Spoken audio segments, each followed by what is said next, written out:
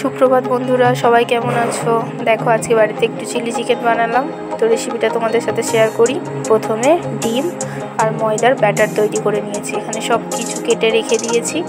দেখো ব্যাটারের মধ্যে চিকেনটা ভালো করে ধুয়ে নিয়ে মাখিয়ে নিলাম।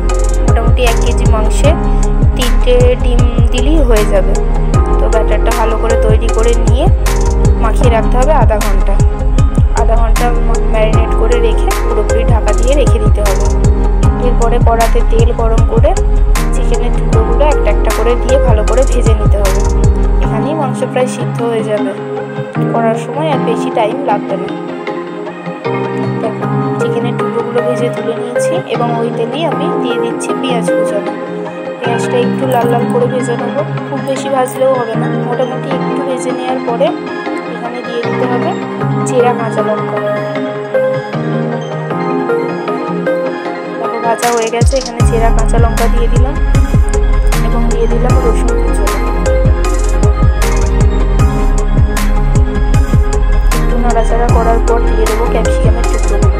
ক্যাপসিকামটা রসুনটা একটু পরে দেবো, কারণ এগুলো তাড়াতাড়ি সিদ্ধ হয়ে যাবে। ক্যাপসিকামটা একটু আধ সিদ্ধ হলে বেশ মুখে লাগলে খেতে ভালো লাগে, তাই ক্যাপসিকামটা একটু পরে দেবো।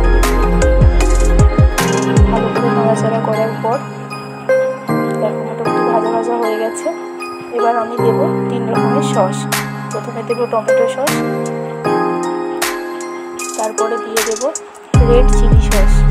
রেড চিলি সসটা দিলে কালারটা বেশ লাল পাড়া আসে। এবং তারপরে সবশেষে দেবো সয়া সস।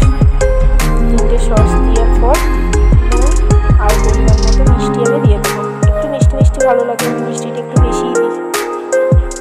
দেখো এখানে যে বাটিটার মধ্যে ব্যাটার করে রেখেছিলাম চিকেন টুকরোগুলো ভেজে নেওয়ার পর, ওখানে 2 চামচ কর্নফ্লাওয়ার আর একটু জল গুলে রেখে দেবো। এই গ্রেভিটা নামাবার 2-3 মিনিট আগে দেবো, তাহলে চিকেনের মধ্যে গ্রেভিটা খুব ভালো হবে। দেখো সস দিয়ে 5-6 মিনিট রান্না করার পর এবার ভেজে রাখা চিকেনের টুকরোগুলো দিয়ে দিচ্ছি।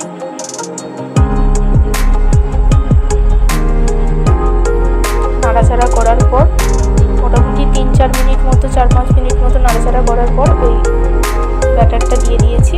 দেখো গ্রেভিটা সুন্দর হয়ে গেছে। তো তোমরাও করে জানিও কেমন লাগলো।